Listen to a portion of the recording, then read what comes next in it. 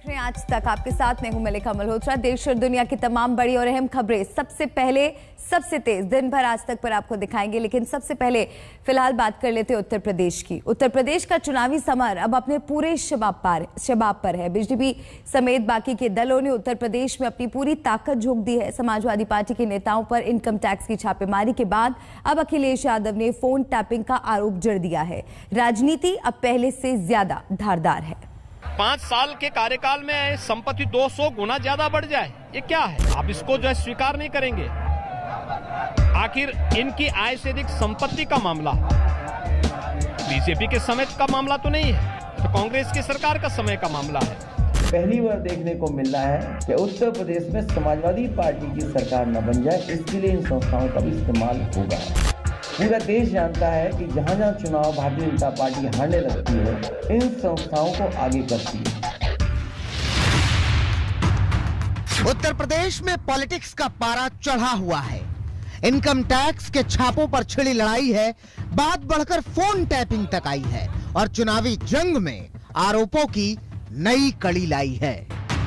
करीबी आयकर विभाग के रडार पर आए तो अखिलेश यादव ने पूरी कार्रवाई पर जोरदार सवाल उठाए।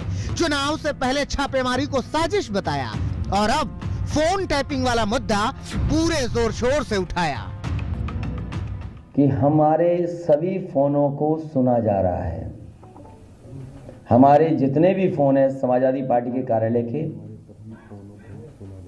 या हमारे संबंधित जितने लोग भी हैं, उनके मोबाइल को सुना जा रहा है।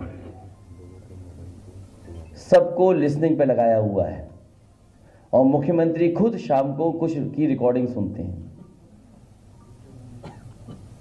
तो सोचिए, ये अनुपयोगी सरकार है। इसलिए आप लोग भी सावधान रहें।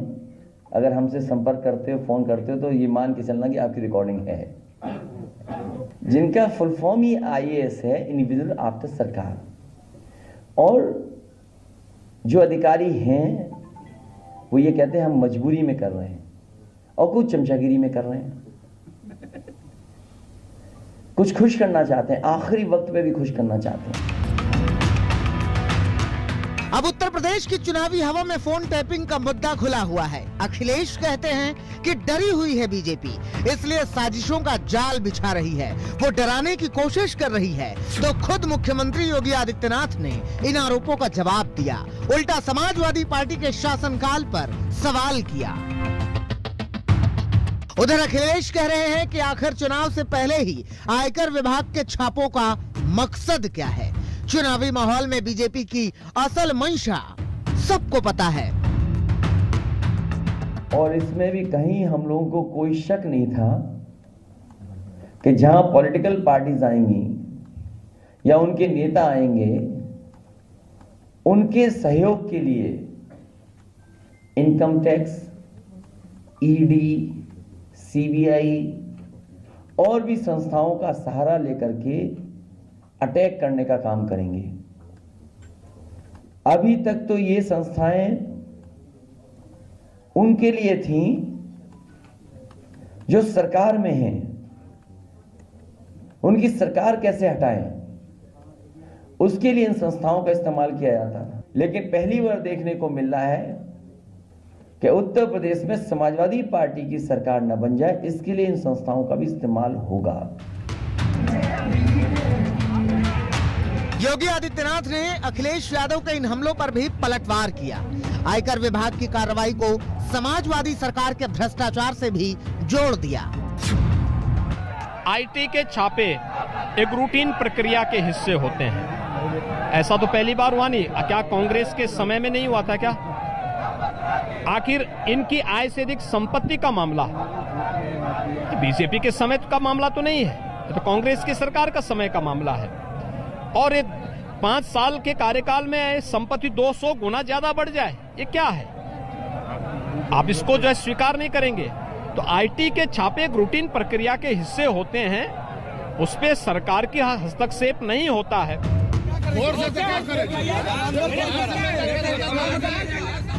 उत्तर प्रदेश में चुनाव से ठीक पहले आयकर विभाग की कार्रवाई पर सियासत गर्मा गई है। छापेमारी के बाद अब चुनावी लड़ाई आर पार पर आ गई है। शनिवार को आयकर विभाग ने अखिलेश के जिन करीबियों के घरों पर छापेमारी की थी, उसमें समाजवादी पार्टी के राष्ट्रीय सचिव राजीव राय भी शामिल थे।